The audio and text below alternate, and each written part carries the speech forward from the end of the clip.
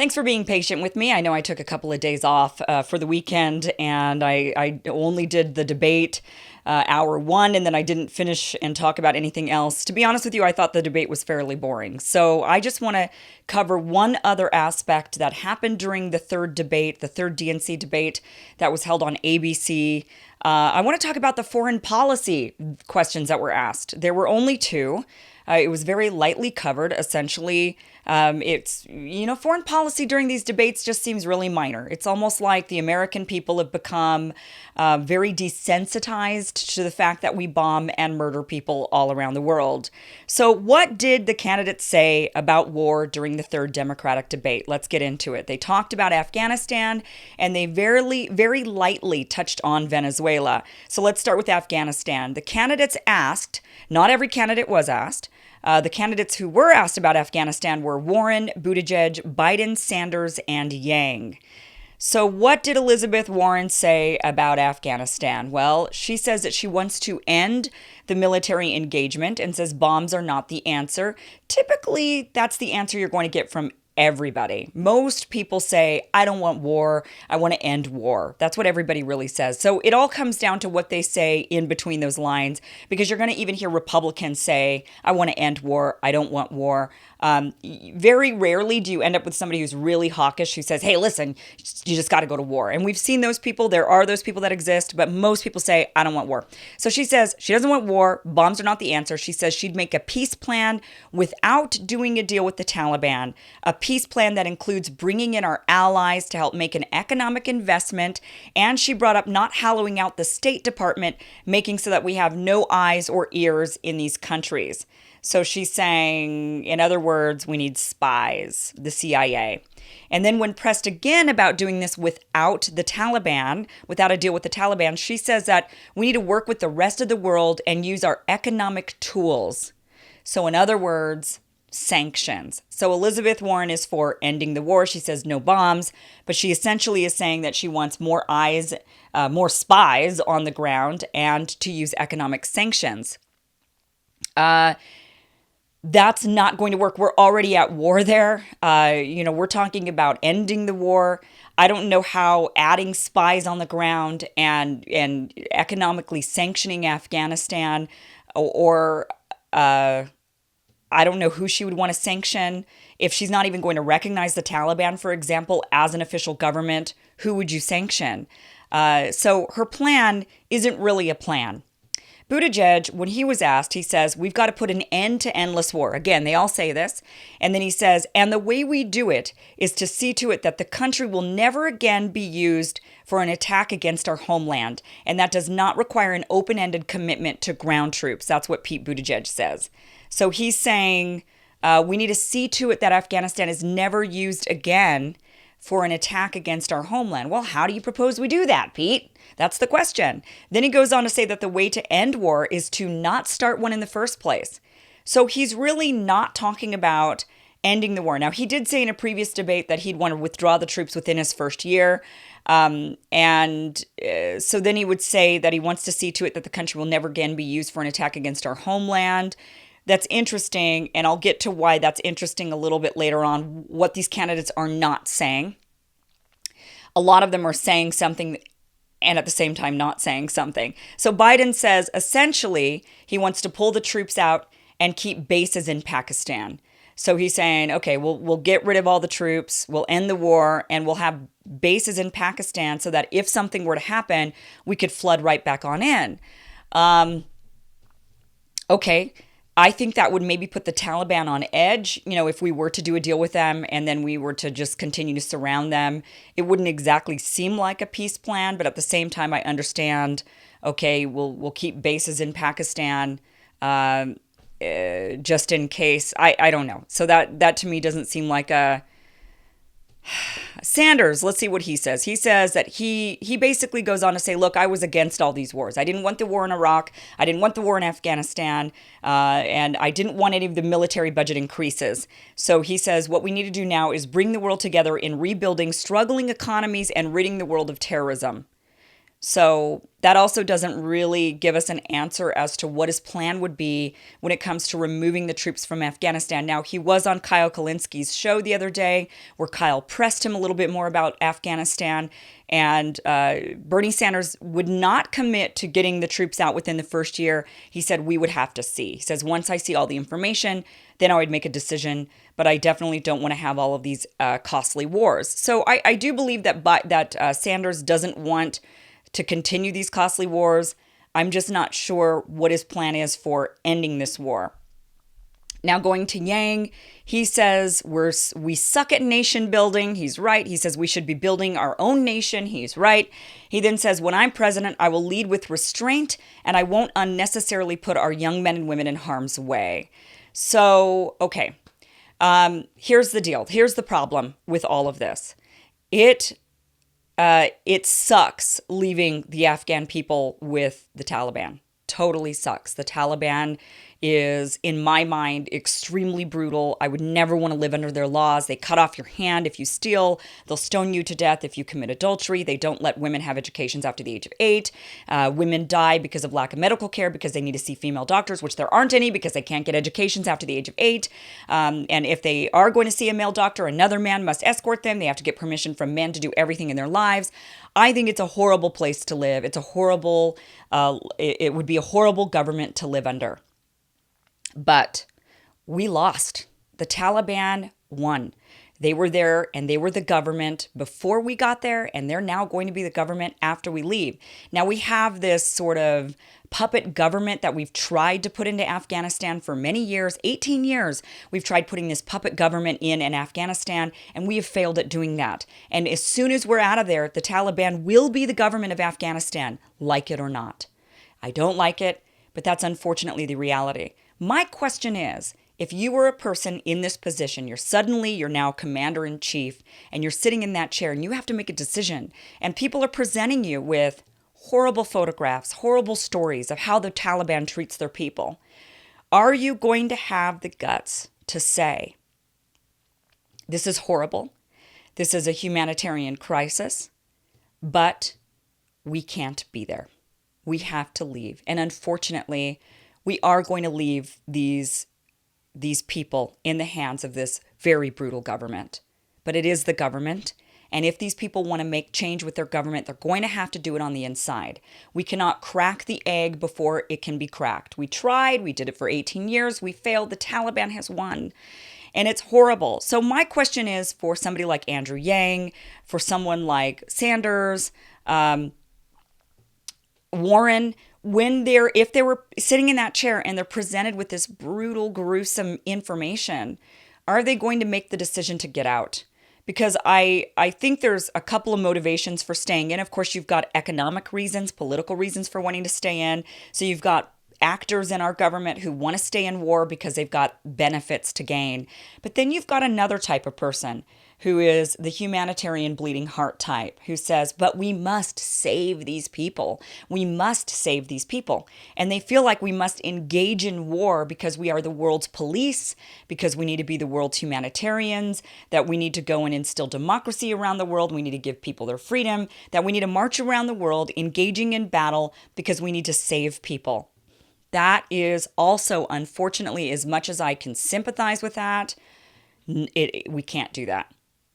We can't. And I know for me, which is why I'm not running for president, if I were sitting in that position, it would be extremely difficult for me to say, this is horrible, but we have to leave. So that is my big question for a lot of these candidates. Now, one thing that they're not saying, that they're saying, but they're not saying, some of them are essentially recognizing that without recognizing that you cannot get out of this war without doing a deal with the Taliban. That's the Afghan government. I get it. We've tried with this other government, but that's not the government really. The real government in Afghanistan is the Taliban. And that is the recognized government by other nations, Saudi Arabia being one of them, the Emirates. They recognize the Taliban as the legitimate government in Afghanistan. Or at least was at one point, and then we toppled them and we've tried, and now once we leave, the Taliban will once again become the official government of Afghanistan. That is why you can't leave without a deal with them, because they're the government. And we lost, And so when you say like, who says this? Buttigieg says the way to do it is to see that the country will never again be used for an attack against our homeland. The only way you can do that is with a deal with the Taliban. You sit them down and you say, look, I'm sorry we lost. We came here for 18 years. We did a lot of damage. It was fruitless. We have to leave. We want to do a deal. And the deal is we're going to leave. We promise we're not coming back. But we want to do a deal ensuring that you're not going to harbor terrorists. You're not going to allow plans of attack against us to come from your country. You're not going to harbor those people that do plan and do end up attacking us in your country. We want to do this kind of a deal to allow maybe some checks and balances on that, where we can come in and inspect, or we've got some eyes on the ground, or some other government comes in and takes a look and makes sure that this doesn't happen. And if you do violate this, you know that we're just right around the corner and we'll come in and I guess we'll go back into war. I guess you have to have that conversation. You could do it without that. But, and I've heard people argue that why can't we just leave? We don't have to actually do a deal with the Taliban. Well, you could, but then you're leaving them kind of in the dark and you're not saying so they're kind of like, whoa, the enemy's withdrawing, but we don't really know why. I mean, I guess they could watch the news and see that the American people have said, yeah, we're getting out of there. We're done. But without a formal discussion with them and without sitting down and saying, okay, yeah, we're done, I think you're leaving us pretty open for potential attack if they think, yeah, they look like they're withdrawing, but this is just a fake plan. They're going to come back and attack us. They're just pretending. I think without those conversations, without a legitimate showing of peace, that you're leaving the enemy in this situation where they're like, I don't know what's going on. And so I'm still going to remain prepared for anything. And I guess we're still at war because we haven't ended this war officially. You have to have the talks, guys. So moving on from that. Now, the reason why none of them want to mention the deal with the Taliban, by the way, is because none of them want to actually give Trump a win on this. And what Trump has been doing is negotiating with the Taliban. Of course, Democrats have been criticizing that. But when push comes to shove, when any of these guys sit down and think about it, they realize that's really the only way you can do it. And they don't want to say it, so none of them said it during the debate. But they all kind of alluded to it a little bit. Now going on to Venezuela. Only two candidates were asked about Venezuela, Sanders and Castro. And Sanders was briefly asked about it. They just pressed him and said, why won't you call Maduro a dictator? So this sounds pretty familiar with the Tulsi Gabbard crowd, right? Pressing, why won't you call him a dictator? Why won't you? Why won't you? And Sanders responded by calling him a vicious tyrant. He didn't call Maduro a dictator, but he said, anyone who does what Maduro does is a vicious tyrant, and said that the Venezuelan people need free and fair elections. So he really didn't even call Maduro a vicious tyrant. He just kind of said anyone who does what Maduro does is a vicious tyrant. I guess that's kind of calling him one, but he won't call him a dictator. Now Julian Castro gets on there and he's asked this question, and he does call Maduro a dictator. And he says we need to get relief to the Venezuelan people, which would be humanitarian aid. And we need to offer them temporary asylum here in the United States. And then he says we need to implement a Marshall Plan for Latin America. Wow, this plan is a disaster, guys. And let me explain why. First of all, the humanitarian relief to the Venezuelan people, we did send some aid in. It was then reported that Maduro and his government blew up the humanitarian trucks. It turned out that was not true, that it was actually the opposition who supposedly accidentally set the trucks on fire, but it was not Maduro and his people. Another really bad idea is an idea of temporary asylum for the Venezuelan people. First of all, they don't need asylum. Secondly, temporary asylum is shit. We should never be offering temporary asylum to anybody ever. It needs to be all or nothing. You give them asylum or you don't. Because once people come to this country and they have asylum, it's like, well, for how long is this temporary asylum for? 5 years, 10 years, 20 years, 30 years?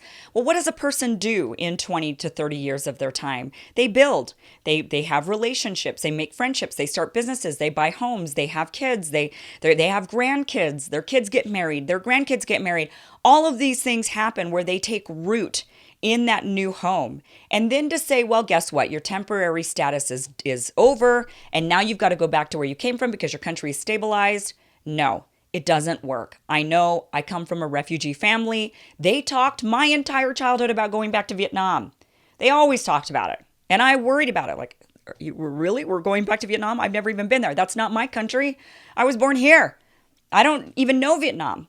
But my family talked about it a lot until they kind of realized once Vietnam did stabilize and they could start going back and could start investing in Vietnam and building a life in Vietnam if they wanted to. And they kind of attempted to a little bit. Some of my family went over there and bought homes and thought that they were going to move back. And they talked about it a lot, but they realized they couldn't because their families, their children, their grandchildren, their homes were here now.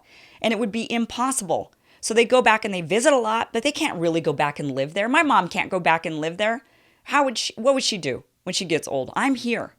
So the idea of temporary asylum never works. I will never advocate for it for anybody unless it's literally for like 6 months. Even then, what do you expect people to do for 6 months to a year of their life? Put it on hold, not build anything, not get a job, not work, not buy a house, not rent an apartment, because what are they going to do? Give it all up? You try getting out of your apartment lease in 6 months. You try quitting your job in 6 months. You try ending your relationship that you just started in 6 months. I mean, it just doesn't work. You either give it to him or you don't.